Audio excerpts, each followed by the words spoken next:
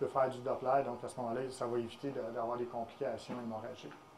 Par contre, il y a un petit risque de faire une pancréatite à chaque fois qu'il fait ça, mais c'est rare que c'est des pancréatites là, significatives. Donc, pour nous autres, c'est un très bon examen. Il voit bien les vaisseaux, il voit bien toutes les structures, donc c'est très, très bon pour nous autres. Le TEP scan ou PET scan, c'est plus pour le bilan métastatique. Puis dans le cancer du pancréas, ce n'est pas quelque chose qui est fait de façon routinière. Il y a des gens qui ont essayé de regarder, parce que nous, des fois, la difficulté qu'on a, exemple, quelqu'un qui prend une certaine quantité d'alcool depuis 10 ans, puis une tête de pancréas un peu grosse, puis là, il y a un petit peu de jaunisse. Est-ce que c'est une pancréatite chronique ou c'est un cancer du pancréas? Puis des fois, c'est difficile de trancher. L'écho-endoscopie, maintenant, nous aide énormément. Il y a des gens qui ont essayé de faire des PET scans pour ça. Ça n'a pas donné des résultats fantastiques. Donc, on le fait parfois quand on est pris avec des lésions un petit peu à distance, soit au poumon ou au foie, puis qu'on ne vient pas à bout de trancher. Des fois, le PET scan va aider. Mais la majorité du temps, quand on n'est pas capable de trancher, c'est des petites lésions, puis un PET scan, les lésions en bas d'1 centimètre, habituellement, il est mort. Donc, ça n'a pas un gros rôle pour nous autres, puis on ne s'en sert pas énormément. Donc, c'est sûr, on peut comparer un peu les chiffres de sensibilité, de spécificité des différents tests qu'on fait pour détecter la tumeur. À un moment donné, les études datent toujours un petit peu, puis la machine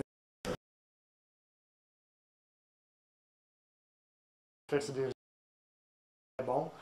Ce que je pense dépasse ces chiffres-là. L'écho-endoscopie, évidemment, c'est complètement opérateur. La personne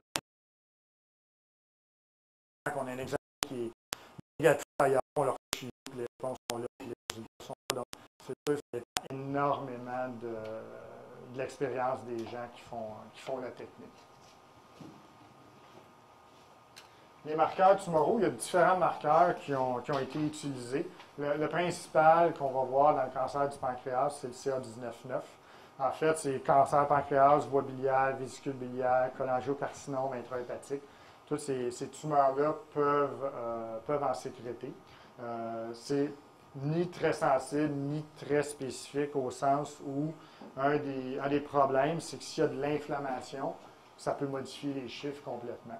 C'est pour ça que si on regarde la CA19-9, même dans des pathologies bénignes, il y a jusqu'à 20 de ces gens-là qui vont avoir des chiffres élevés.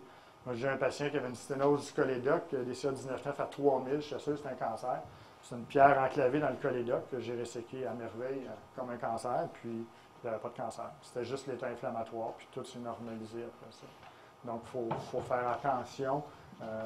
Ce n'est pas un test diagnostique. Ça nous aide des fois à trancher, exemple, pancréatite chronique, cancer, puis c'est un élément de plus.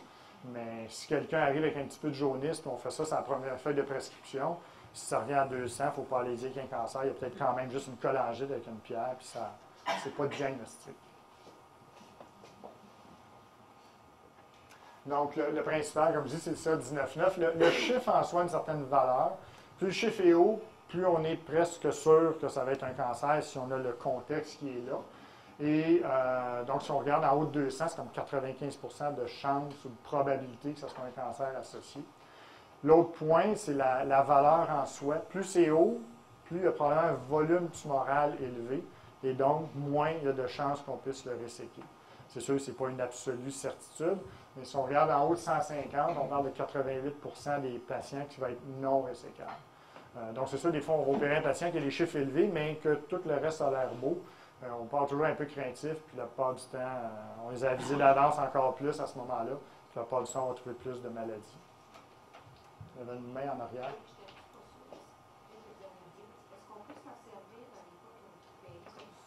En fait, c'est le rôle principal, c'est la dernière ligne, c'est pour ça qu'on ne le voit pas bien. Alors, le problème du CA19-9 dans le suivi, en fait, ce qu'on veut savoir idéalement, c'est est-ce qu'il était élevé avant, parce que ce n'est pas toutes les tumeurs qui en produisent, mais c'est sûr que si le patient s'est présenté avec un CA19-9 à 200 au diagnostic, qu'on l'a opéré, c'est normalisé, ça devient un super bon outil pour le suivi. Puis, ce qui va être le plus fiable pour détecter la récidive, ça va être l'état clinique, parce qu'une journée, le patient va arriver, il ne file pas, il a mal dans le dos, il a perdu un peu de poids. Les CA19-9 vont être augmentés ou ils vont être en courbe croissante. Puis là, ensuite, l'imagerie va arriver. Mais c'est clair qu'une récidive va être diagnostiquée plus vite avec les marqueurs tumoraux et la clinique qu'avec un scan. Donc, c'est très discutable. Moi, personnellement, je ne fais pas de scan. Je ne suis pas les patients opérés avec des scans parce qu'il n'y a pas de bénéfice. On n'attrape rien. Si on attrape quelque chose, c'est parce qu'il venait à la clinique puis il ne filait pas puis les marqueurs tumoraux avaient augmenté. Donc, à un moment donné, ça fait de l'imagerie pour rien pour réaliser qu'à partir du moment où on trouve la récidive, à part que de vouloir faire de la chimio, on n'a pas d'option. Il n'y a pas de deuxième chirurgie après une première chirurgie. L'autre élément où ils s'en servent, c'est les patients sous chimiothérapie. Ça peut donner un indice, au sens où si le patient est en chimio palliative, puis qu'on part avec un certain niveau de CA19-9, la majorité des gens qui répondent, les chiffres vont baisser. Alors que s'ils continuent à monter, on sait que ça ne fonctionne pas. Donc, à partir du moment où on a une masse pancréatique, première des choses, à moins de l'infection, on fait notre scan abdominal. Est-ce que le patient est résécable? S'il est résécable, chirurgie. C'est là, tantôt, quand je parlais de l'endoscopie rétrograde, les gens n'ont pas besoin d'une CPRE s'ils sont ictériques, s'ils sont opérables, puis opérés dans un délai qui a du bon sens. C'est ça le problème, je vais en reparler un petit peu après, mais si on voit un patient, puis on fait le bilan, puis il va être opéré une semaine, 10 jours après, à moins qu'il y ait un ictère incroyable qui se gratte au sang parce qu'il y a tellement de prurés à ce moment-là, il ne devrait pas avoir d'endoscopie. Je vais en reparler plus en détail, là, mais ce patient-là devrait être amené tout simplement en salle d'opération. Là, ça dépend de la réalité où on travaille, puis c'est quoi nos délais de salle d'opération, puis là, c'est là que ça se discute. Si non résécable, habituellement, on va parler de biopsie. Biopsie, parce qu'il y a une différence entre se faire dire qu'on a un adénocarcinome du pancréas versus une tumeur neuroendocrine. Donc, on veut savoir.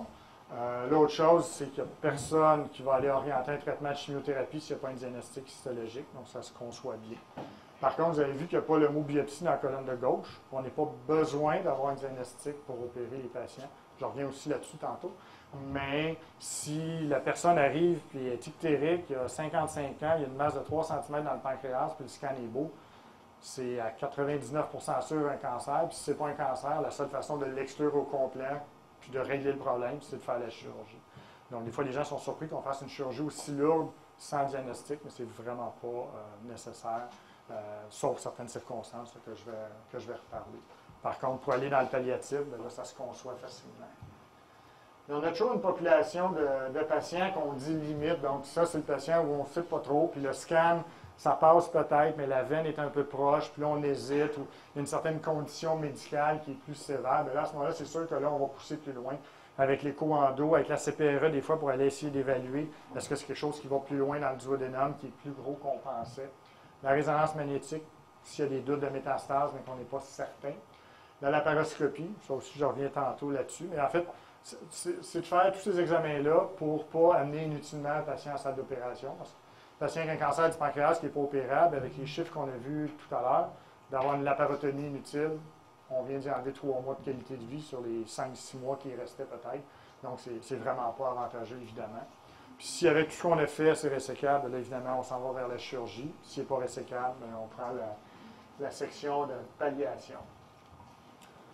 Qu'est-ce qui fait qu'un cancer n'est pas opérable? Bien, c'est sûr, de base simple, des métastases ganglionales, mais pas des métastases ganglionales collées sur le pancréas, ce qu'on dit deuxième relais, donc autour de la horte et plus loin à distance. Mais s'il y a des ganglions collés sur la tête du pancréas et qui font partie de ce qu'on va resséquer, bien à ce moment-là, c'est correct. C'est moins bon, mais c'est correct de le faire. Évidemment, les métastases à distance, le foie, le poumon, ces choses-là, ça élimine d'emblée toute chirurgie possible.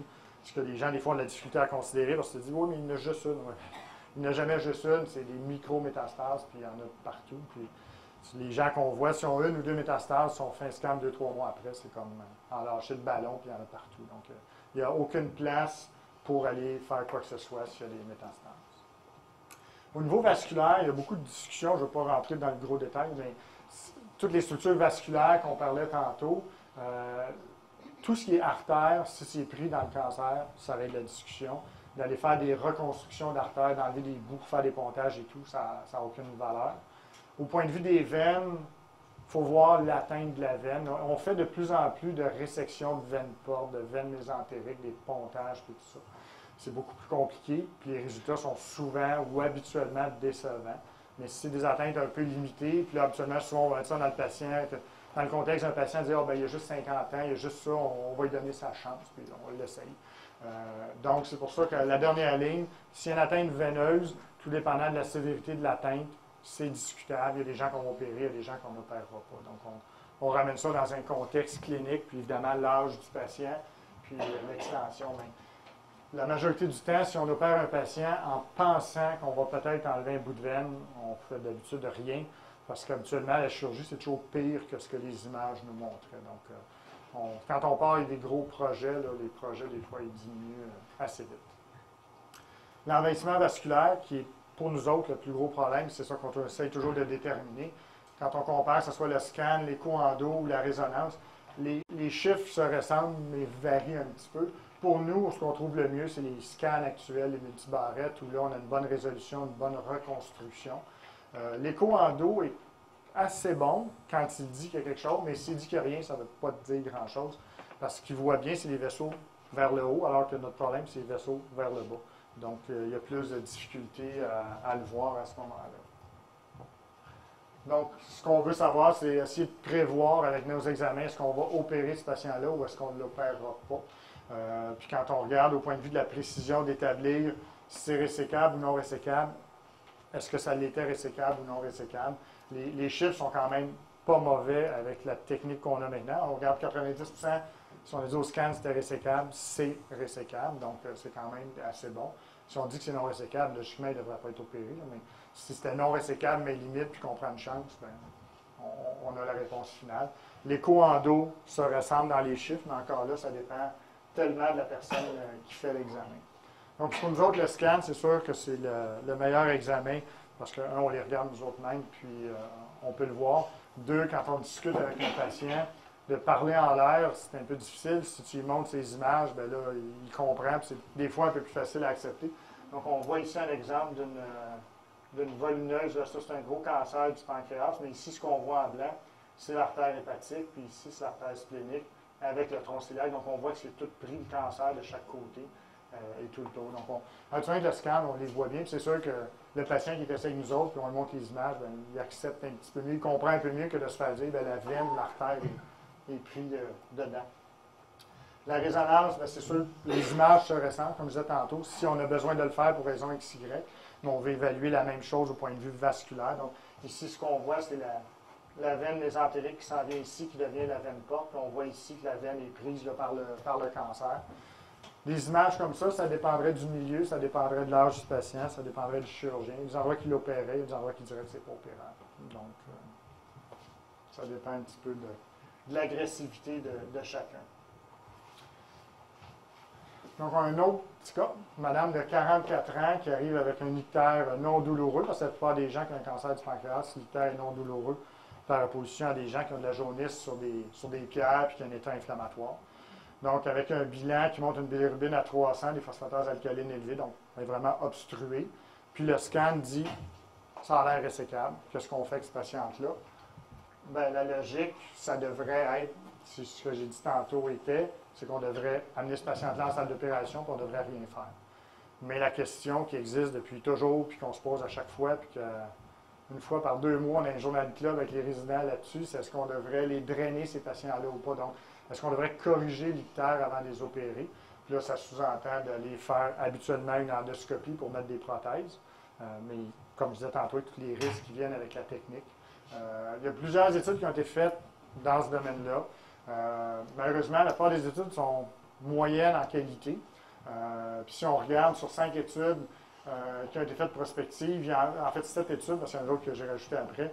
Il y en a 4 qui disent non, ça ne donne rien. Puis il y en a d'autres qui disent non seulement ça ne donne rien, mais c'est pire. Donc, on peut se poser la question. 2 méta-analyses qui ont été faites. Méta-analyse, c'est qu'on analyse les petites études, mais si les petites études ne sont pas très bonnes, ce n'est pas la grosse étude des petites études qui devient bonne. Alors, c'est le problème qu'on a. Mais si on regarde avec les lignes, quand le bas de la colonne, la ligne du milieu, c'est bénéfice 0. Puis si on est à gauche, on est négatif, puis à droite, on a un certain bénéfice. Donc, si on regarde sur la mortalité globale, c'est pas mal 0. La morbidité, presque 0. Puis la mortalité post-opératoire, pas mal 0 aussi. Donc, la patiente qui est bien, qui devrait être opérable, devrait probablement être opérée. C'est pour ça qu'on dit actuellement que c'est controversé, puis là, il faut revenir dans le contexte de où on travaille, puis ça a l'air de quoi. Malheureusement, une patiente comme ça, chez nous, elle ne sera pas opérée la semaine prochaine. On va être opéré dans 3, 4, 5, des fois 6 semaines.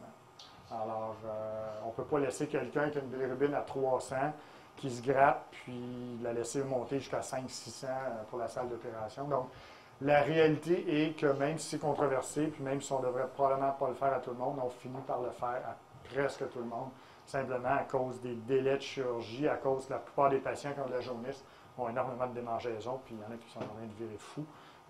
Puis qu'on a beau donner du Benadryl, de la Tarax, du Questran, ça ne donne pas grand-chose. Les gens qui sont fragiles, les gens âgés, les gens qui ont un peu d'insuffisance rénale, cardiaque, eux, on veut les décomprimer de toute façon parce que l'ictère est toxique pour les reins, toxique pour le cœur, il est diurétique, donc les gens deviennent déshydratés. Donc les gens fragiles, ça, il n'y a même pas de questionnement, ça c'est sûr qu'on le fait. Mais c'est la bonne personne en bonne santé qui devrait être opérée. Logiquement, elle devrait être opérée et non pas avoir les endoscopies. Même si on finit par le faire presque tout le temps. La biopsie préopératoire, j'en ai parlé un petit peu tantôt, les deux façons percutanées, donc on fait un scan avec une aiguille TrueCut, ce qui est un peu épeurant pour le patient, ou en écho-endoscopie, ce qui est clairement préférable à cause qu'il y a beaucoup moins de risque d'aller répandre la maladie, puis en même temps, on a notre évaluation en écho-endoscopie. Donc c'est sûr, c'est beaucoup plus avantageux. Comme je disais tantôt, le bon patient en bonne santé, opérable, on n'a pas besoin de diagnostic, donc on ne le soumet pas à ça. Par contre, pas opérable, qu'on veut faire d'autres traitements, on va le faire. Les patients chez qui la chirurgie est vraiment quelque chose de majeur, exemple, je n'irai jamais faire une chirurgie de cancer du pancréas à quelqu'un de 75 ans sans avoir un diagnostic parce que c'est trop majeur comme chirurgie, puis je ne voudrais surtout pas m'annoncer qu'un diagnostic bénin une semaine après pour avoir fait subir une chirurgie comme ça. Et c'est sûr que ces patients-là, on leur fait tous des échos endo parce qu'on veut les évaluer le plus possible pour diminuer au plus bas possible la chirurgie qui serait inutile. Les risques de la biopsie, c'est les faux négatifs. Il faut faire attention. Les gens, des fois, se sentent sécurisés. Ils font une biopsie négative, on est correct. C'est juste qu'on est passé à côté souvent. Alors, si on est convaincu qu'il y a une tumeur, puis que la biopsie est négative, bien, le geste à faire, c'est de recommencer la biopsie. Puis la majorité du temps, on va le prouver. C'est les gens où ce n'est pas un faux négatif, mais qu'il y a un négatif. C'est les cas, je disais tantôt, exemple de pancréatite chronique, qu'on veut éliminer un cancer, bien là, ils n'ont pas nécessairement un cancer. Puis l'essaimage péritonéal, bien, quand on est en écho-endoscopie, il n'y a pas de danger parce qu'on est dans l'intestin qui est collé sur le pancréas. On ne passe pas dans le ventre comme tel. Donc, on ne peut pas répandre la maladie. La laparoscopie, on n'en fait pas très souvent. La laparoscopie, donc, c'est simplement, on fait une petite incision au niveau de l'ombilic. On met une caméra en soufflant le ventre avec du gaz. Donc, c'est une chirurgie, c'est une anesthésie générale. Et ce qu'on veut faire, c'est surtout aller voir, y a-t-il des implants dans le ventre, de la carcinomatose? Est-ce qu'il y a des métastases dans le foie? C'est les deux principales choses. Il y a des équipes qui sont, entre guillemets, amusées à faire des lavages, dans le sens qu'ils mettaient du liquide, ils réaspirent, puis ils font une cytologie sur le lavage, puis s'il y a des cellules cancéreuses dans le liquide du lavage, là, ils se demandaient s'il fallait opérer ou pas. Puis ils se sont aperçus, c'est que les gens avaient un moins bon pronostic un peu, mais ils sont quand même opérables, puis il y en a qui ont des bons résultats. Donc, il n'y a pas de bénéfice à faire ça. Mais il reste que, selon les études, il y a 15 à 30 des patients chez qui on pensait qu'on ne verrait rien, qu'on leur trouve des métastases dans le foie ou de la carcinomatose. Donc, pour le patient, c'est avantageux d'éviter une laparotomie ou une chirurgie conventionnelle. Par contre, c'est un petit peu plate à dire, mais il reste qu'en termes de temps opératoire, en termes de disponibilité de faire une laparoscopie pour nous autres, ça ne nous tente pas parce qu'on n'a pas le temps, on n'a pas assez de temps opératoire, on n'a pas assez de journée de chirurgie. Donc ça, c'est un élément qui nous nuit. L'autre élément qui fait que ce n'est pas tout le monde qui va en faire, puis je vais en revenir tantôt, c'est si on opère un patient qui a un cancer qui n'est pas opérable, mais souvent on va faire d'autres choses. Il y a de la chirurgie palliative, qu'on va faire des dérivations de ces choses-là. Donc les gens vont dire, ça ne me donne rien de faire la laparoscopie parce que de toute façon, je vais opérer. Mais ça, on va le nuancer un petit peu. Mais il reste qu'il y a certains critères. Donc probablement que les grosses lésions, plus que 5 cm, les marqueurs tumoraux qu'on parlait tantôt élevés, là, 700. Les tumeurs de la queue du pancréas, qui sont la majorité du temps pas opérables, ou si évidemment qu'il y a un doute au scan, qu'il y a des métastases dans le foie. Ça, c'est toutes des bonnes indications de faire la laparoscopie. Si on trouve la maladie extensive, c'est d'arrêter. Comme je disais tantôt, la médiane de survie, cancer du pancréas, métastase hépatique, c'est à peu près 4 mois. Si on fait une laparo, la convalescence, c'est 3 mois. Donc, ça n'additionne pas. Donc, c'est pour ça qu'on essaye de mieux les servir en faisant ça. L'échographie laparoscopique, on peut le faire s'il y a des doutes de lésions dans le foie. Mais techniquement, même si on voit quelque chose, d'aller le biopsier, ce n'est pas nécessairement évident, puis c'est relativement complexe, mais on voit bien. On a des sondes d'échographie qui se prêtent là, pour la laparoscopie. Donc, le cancer du pancréas, c'est pas moi qui l'ai inventé. M. Whipple, c'est en 1935 qu'il s'est fait connaître avec ça. Ça n'a aucun rapport avec un Whipple des temps modernes. La chirurgie qu'il faisait dans ce temps-là, c'était en 2 temps. Parce qu'il opérait à l'éther, fait qu'à peu près 1 heure de temps que tu avais le droit d'opérer, puis sinon les patients ne passaient pas à travers. Donc, en 1 heure, tu ne peux pas faire un Whipple, c'est infaisable. Et ce qu'il faisait, la première chirurgie, c'est qu'il faisait des dérivations. Donc, il drainait la vésicule biliaire dans l'intestin, il faisait une anastomose entre l'estomac et l'intestin. Puis là, il attendait comme 2-3 semaines, puis il retournait pour aller enlever le spécimen parce que les anastomoses étaient faites. C'est pour ça que les résultats n'étaient pas bons, parce que réopérer dans un contexte comme ça, chez un patient avec un cancer comme ça, donc puis il faut dire qu'il travaillait dans des conditions qui n'étaient pas difficiles. Là. Mais la chirurgie de Whipple qu'on parle maintenant, c'est pas lui du tout, puis c'est en 1942 que c'est arrivé. Puis là, les choses ont évolué, évidemment.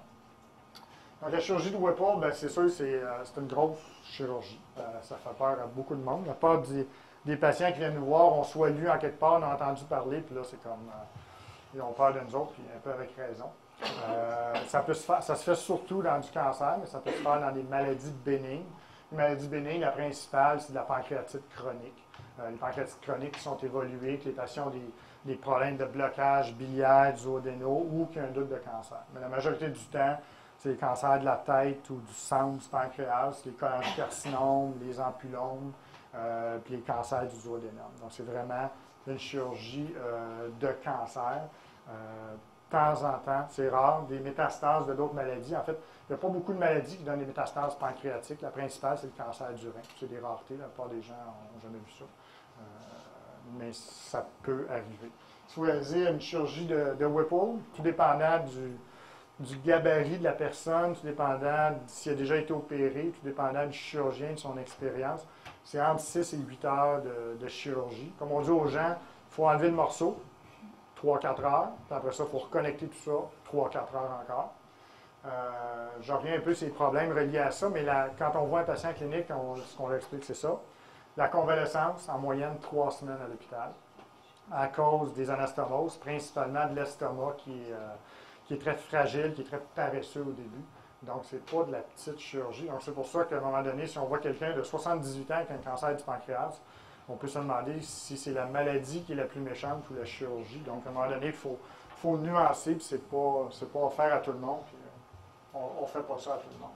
Donc, juste quand on voit l'anatomie du pancréas, donc, la tête du pancréas, c'est vraiment la portion ici, l'isthme, qui est la portion où le cou du pancréas, c'est juste vis-à-vis les vaisseaux mésentériques, le corps et la queue.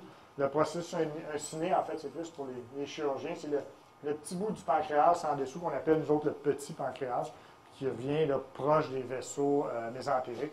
C'est souvent là qu'on est pris là, avec les atteintes vasculaires. Donc, quand on fait la chirurgie, je ne vous mettrai pas le gros détail, mais au moins avoir une petite idée c'est quoi. Avant, on faisait toujours l'incision comme entre les côtes des deux bords. Pour les patients, c'est très dur comme incision. On coupe tous les muscles au complet. Donc, au point de vue respiratoire, c'est pas facile. Des grosses incisions comme ça, 75% du temps, quasiment, on a des infections. Parce qu'elle est lourde, l'incision est large. Ensuite de tout ça, on opère des patients malades avec un cancer pendant des heures. La plupart ont des prothèses d'un voie biliaire, donc la bile est contaminée. Donc, c'est un beau modèle expérimental d'infection de plaie. Et on en a en masse. Alors, pour les patients, la majorité du temps, on va faire l'incision médiane, ce qui est beaucoup plus facile parce qu'on ne coupe pas de muscle, on fait juste passer entre les grands doigts. Mais ça dépend du gabarit de la personne. Si on a un patient qui est relativement obèse, si on pense que ça va être pris dans les veines, que ça peut être compliqué, là, des fois, on n'a pas le choix quand même de se payer la grosse incision. Au point de vue chirurgical, quand je dis qu'on enlève le morceau, bien, il y a les choses à couper. Il y a l'estomac qu'on coupe à des niveaux variables. Ça, je reviens un petit peu après, mais il faut couper l'estomac. Ensuite de ça, il faut aller donc 1 ou 2 niveaux. Il y a évidemment le pancréas qu'on se trouve à couper, le canal biliaire, donc le cholédoque, et ensuite le jéjunum, donc le début du petit intestin. Puis là, on se trouve à enlever, évidemment, donc toute la portion, donc l'estomac distal, le duodénum, le début du jéjunum, le bas de la voie biliaire, puis la tête du pancréas. Si les gens ont leur vésicule, on l'enlève aussi automatiquement parce que la vésicule ne peut plus fonctionner vu qu'il n'y a pas de sphincter. Donc, c'est sûr que ça fait beaucoup de manipulation. Puis, toutes ces coupures-là, après ça, toutes les anastomoses. Ce qu'on réalise, c'est que le pancréas, comme je disais tantôt, il est dans le fond du ventre, il est en arrière, qu'on appelle le rétropéritoine. Donc, il faut aller comme décoller, ce qu'on appelle la manœuvre de Cocher, nous, là, décoller le duodénum puis le pancréas du rétro, donc la veine cave, le rein, puis tout ça. Donc, on déroule le pancréas, on le sort du fond du ventre jusqu'à un certain point. Un coup que ça est fait, on vient travailler proche du foie pour aller chercher la voie biliaire, disséquer la veine, l'artère, puis tout, aller chercher les ganglions qui sont là. La veine porte, la veine des intestins, elle passe comme en arrière du pancréas. En fait, le pancréas, c'est un peu comme mon poing, la tête, le corps, la queue, la veine, elle passe ça. Donc, il faut décoller, si on veut, le pancréas de la veine. Une fois qu'on l'a décollé, bien là, on va couper l'estomac, après ça, on va aller couper le pancréas. Donc, on se ramasse là avec notre morceau enlevé. Donc, vous comprenez que l'horloge avance, puis ça prend du temps, puis il y a beaucoup de choses à faire. Puis toute la dissection qui est dans le coin ici, bien ça ici, un paquet d'artères puis de veines, puis ça déchire facilement. Quand on opère chez les gens obèses, c'est encore plus difficile. Donc, c'est là que le temps passe. Énormément de gens qui ont déjà eu soit une cholecystectomie dans le passé, une autre chirurgie, il y a ci, il y a ça, donc il y a des adhérences. Donc, veut pas, on ne s'en sauve pas avec plusieurs heures de chirurgie. Là, la portion ici que je parlais tantôt, bien, quand on va décoller les structures, bien, c'est sûr c'est relativement long. Ce qui augmente la complexité parfois, c'est s'il y a une atteinte veineuse que je parlais tantôt. Donc, si la veine porte est prise, la veine porte qui est en dessous du pancréas ici, mais là, des fois, on va resséquer un morceau, puis là, il faut reconstruire ça aussi. Donc là, ça augmente la complexité. Puis un coup qu'on a fait ça, bien là, il faut reconnecter nos choses. Donc là, les connexions, il faut reconnecter évidemment le pancréas. Donc il reste le bout de la queue qu'on a coupé. Donc on amène un bout d'intestin pour connecter.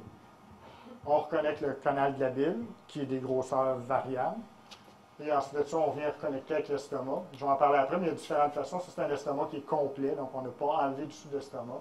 Alors que de l'autre côté, il y a une portion d'estomac qui est enlevée. Donc, si on fait les connexions un après l'autre, bien évidemment, encore là. La connexion du pancréas, c'est la plus difficile, la plus fragile, la plus dangereuse. Donc, c'est ça qu'on prend le plus de temps. Donc, juste en anastomose-là, des fois, elle peut prendre 1h30, puis c'est avec des loupes, puis tout ça. Donc, c'est sûr qu'il faut le faire. Et ensuite, ça, je pense pas qu'il y ait de dessin, là, mais la majorité du temps, ces patients-là, comme je disais tantôt, ont de la difficulté à s'alimenter, l'estomac est paresseux, donc on leur fait une gynécostomie pour les gaver en attendant qu'ils puissent manger adéquatement par eux-mêmes. La reconstruction, bon, c'est purement technique, mais en fait, c'est juste pour vous dire qu'il y a beaucoup de façons de connecter les choses. Donc, au niveau du pancréas, on peut le faire comme bout à bout, dans le côté, un petit trou, un gros trou, chacun à sa façon. La conclusion la plus importante, c'est que c'est tout pareil. L'important, c'est de faire quelque chose qu'on est confortable. Puis, il y a un paquet d'études qui ont été faites, puis chaque fois, celui qui aime mieux faire une technique va montrer que c'est mieux que l'autre. Mais en bout de ligne, l'important, c'est d'être confortable avec ce qu'on fait. La voie biliaire, bon, il n'y a pas beaucoup de mystère, il y a juste une façon à peu près de la connecter. Puis l'estomac, la même chose. Il y a différentes façons d'amener l'intestin. Il y en a qui vont le mettre, ils enlèvent l'estomac, il y en a qui n'enlèvent pas, il y en a qui le mettent en avant, il y en a qui le mettent en arrière, n'importe quoi. Mais c'est purement technique. Puis l'important, c'est d'être confortable avec ce qu'on fait.